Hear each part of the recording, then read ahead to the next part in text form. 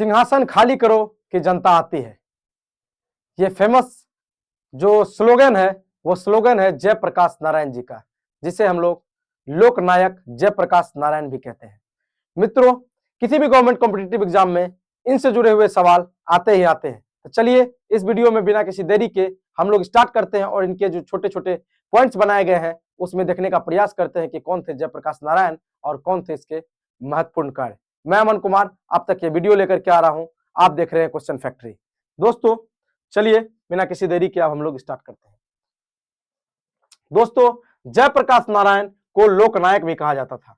दोस्तों, जयप्रकाश नारायण को लोकनायक भी कहा जाता था और इनका जन्म जो है 11 अक्टूबर 1902 में सिताब देरा गांव में हुआ था और सिताब देरा गांव सारण में पड़ता है। 11 अक्टूबर 1902 में सिताब देरा गांव में हुआ था और यह पड़ता है सारण में, सारण जिले में पड़ता है सिताब देरा गांव। मित्रों, उनकी पढ़ाई जो है यूएसए में हुई थी। उनकी पढ़ाई यूएसए में हुई थी और कार्ल मार्क्स और से जुड़ी हुई जो पढ़ाई थी इसके मार्क्सिज्म वो यूएसए में ही पढ़ाई हुई थी। उसके बाद सोशलिज्म भी वे वहीं से सीखे थे और मार्क्सिज्म और सोशलिज्म में जो वो एक्सपर्ट हुए, उनसे जो प्रभावित हुए कार्ल मार्क्स की विचारधाराओं से, वो वहीं पे हुए थे और वहीं से प्रभावित होकर के मार्क्सिज्म और सोशलिज्म उन्होंने प्राप्त किया, उनका ज्ञान प्राप्त किया। और कौन सी यूनिवर्सिटी से उनको इस बात की अच्छे जो है समझ विकसित हुई, वो था university of Wisconsin, university of Wisconsin जो मैडिसन में था। 1929 में कांग्रेस ज्वाइन किया गया। दोस्तों, जयप्रकाश नारायण कांग्रेस के प्रेसिडेंट कभी नहीं रहे, लेकिन जयप्रकाश नारायण कांग्रेस 1929 में ज्वाइन जरूर किए थे। नेहरू के करीबी सहयोगी थे और दोस्तों 1934 में सीएसपी की स्थापना उनके द्वारा की जाती है। सीएसपी क्या था? Congress socialist party, Congress socialist party, जिनकी स्थापना अंजुमन इस्लामिया हॉल पटना में 1934 में इनके द्वारा की जाती है। क्विट इंडिया मूवमेंट के ये एक प्रमुख नेताओं में से एक थे। दोस्तों, भारत छोड़ो आंदोलन एक बहुत महत्वपूर्ण आंदोलन में से एक था, जिनकी शुरुआत महात्मा गांधी द्वारा 8 अगस्त को 1942 में की जाती है और 9 अगस्त को सुबह 8 बजे से एक ऑपरेशन ब्रिटिश के द्वारा चलाया जाता है जिसका नाम था ऑपरेशन जीरो आवर। और उसी जीरो आवर ऑपरेशन के तहत भारत के प्रमुख लीडर को अरेस्ट कर लिया जाता है और उन अरेस्ट लीडर में से एक थे जयप्रकाश नारायण। और जयप्रकाश नारायण को हजारीबाग जेल में रखा जाता है और हजारीबाग जेल में जो रखा जाता है वहां से वो भाग गए थे। तो कहां भागे थे मित्रों? वो भागे थे दिवाली के रात को। और दिवाली के रात को कहां भागे थे? तो वो भाग के चले गए थे नेपाल। वो भाग के चले गए थे नेपाल और नेपाल के तराई क्षेत्र में उन्होंने एक बहुत बड़ा ऑर्गेनाइजेशन का स्थापना किया, जिस ऑर्गेनाइजेशन का नाम था आजाद दस्ता। आजाद दस्ता, आजाद दस्ता जो है वो नेपाल के तराई क्षेत्र में उनके द्वारा चलाया गया एक क्रांतिकारी गतिविधि का ऑर्गेनाइजेशन था और यही हजारीबाग जेल से वो भाग के नेपाल पहुंचे थे। और कब भागे थे? तो दिवाली की रात में। सवाल बार बार पूछा गया है, बिल्कुल भूलने का प्रयास ना करें।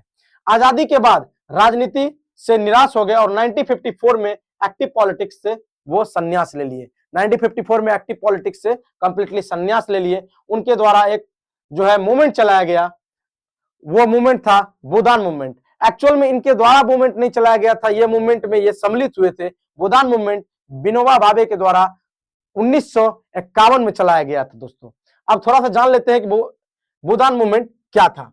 भूदान मूवमेंट 1951 में विनोबा भावे के द्वारा चलाया गया। इस मूवमेंट का क्या मकसद था? जो इस मूवमेंट का जो मकसद था, जमींदार जो थे वो अपना जमीन थोड़ा सा डोनेट करेंगे। किसको? भूमिहीन लोगों को। जमींदार जो थे अपना भूमि जो है डोनेट करेंगे। किसको? भूमिहीन को। भूमिहीन को अपना जमीन थोड़ा सा दान में देंगे। ठीक है मित्रों, अब जमीन जो है अपना भूमिहीन को थोड़ा सा दान में देंगे। और इस जो ऑर्गेनाइजेशन इसकी स्थापना किए थे विनोबा भावे।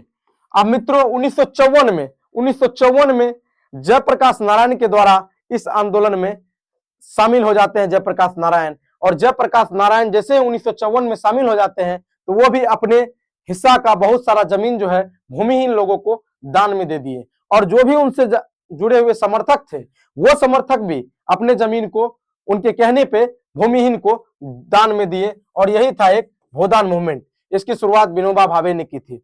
अब देख लीजिए, बिहार स्टूडेंट मूवमेंट का नेतृत्व जयप्रकाश नारायण ने 1974 में किया था। मित्रों, 1974 में जब कांग्रेस में इंदिरा गांधी की नीतियों का विरोध होने लगा और उन नीतियों का विरोध करने के लिए बहुत सारे लोग उनके विरोध में रोड पे आए, और जैसे ही वो आंदोलन स्टार्ट किए तो बिहार के जो छात्र लोग थे या जो गणमान्य व्यक्ति थे वो जयप्रकाश नारायण से निवेदन किए कि दोस्तों कि आइए आप हमारे आंदोलन का नेतृत्व कीजिए, और इसी में जयप्रकाश नारायण जो है वो इसका नेतृत्व किए, और सर्वमान्य नेताओं में से एक जयप्रकाश नारायण जी बिहार स्टूडेंट मूवमेंट के बने। ठीक है, और 1974 में मित्रों संपूर्ण क्रांति का नारा उन्होंने दिया।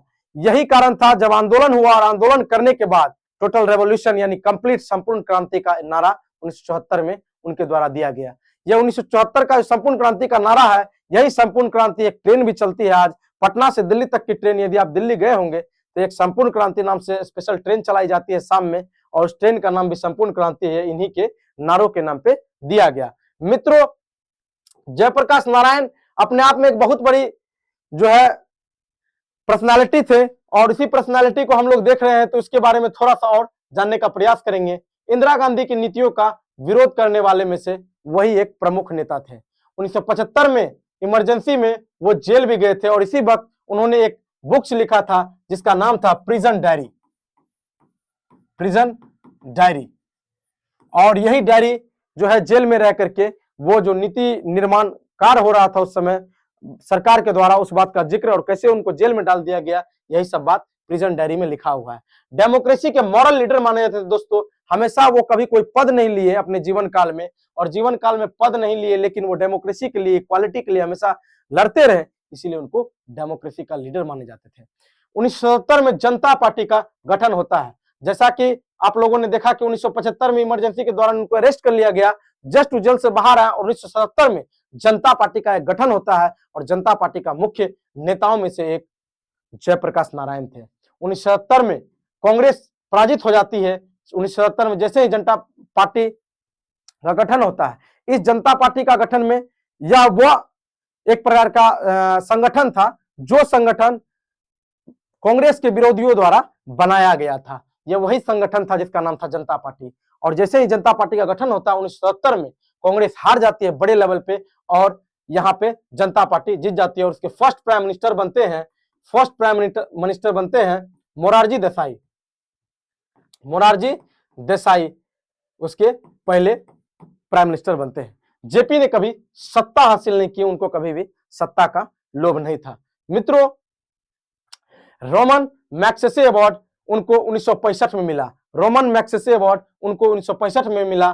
किस चीज के लिए मिला दोस्तों? तो ये मिला पब्लिक सर्विस के लिए।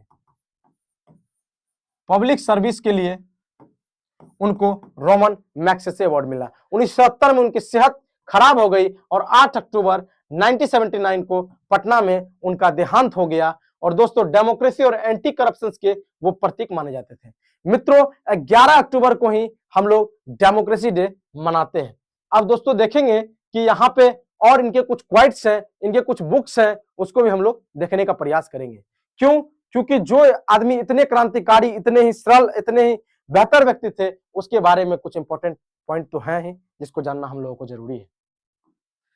मित्रों, जयप्रकाश के फेमस स्लोगन, सबसे प्रसिद्ध नारा संपूर्ण क्रांति, यह आप लोगों को पता ही होगा। बिहार आंदोलन के प्रसिद्ध नारा था सिंहासन खाली करो कि जनता आती है। यही नारा था कि सिंहासन खाली करो कि जनता आती है। गांधी मैदान में 1974 में यही नारा दिया गया था। उन्होंने कहा था corruption must end if the democracy has to survive. Corruption को खत्म करना होगा तभी डेमोक्रेसी सर्वाइव करेगा। युवाओं के लिए उन्होंने कहा था कि जयप्रकाश का संदेश यह था कि youth is the power that can rebuild the nation. Youth के पास वो पावर है, वो शक्तियां हैं जिसके द्वारा वो नेशन को रिवल्ट कर सकते हैं, यानी फिर से पुनर्निर्माण कर सकते हैं। उनके कुछ और बुक्स हैं जिनको हम लोगों को जानना जरूरी है। यह कुछ नारे थे। अब यहाँ पे कुछ बुक्स की बात हम लोग कर लेते हैं। वाई सोशलिज्म, वाई सोशलिज्म, समाजवाद ही क्यों, समाजवाद पर इनकी एक प्रमुख पुस्तक जिनका नाम था वाई सोशलिज्म।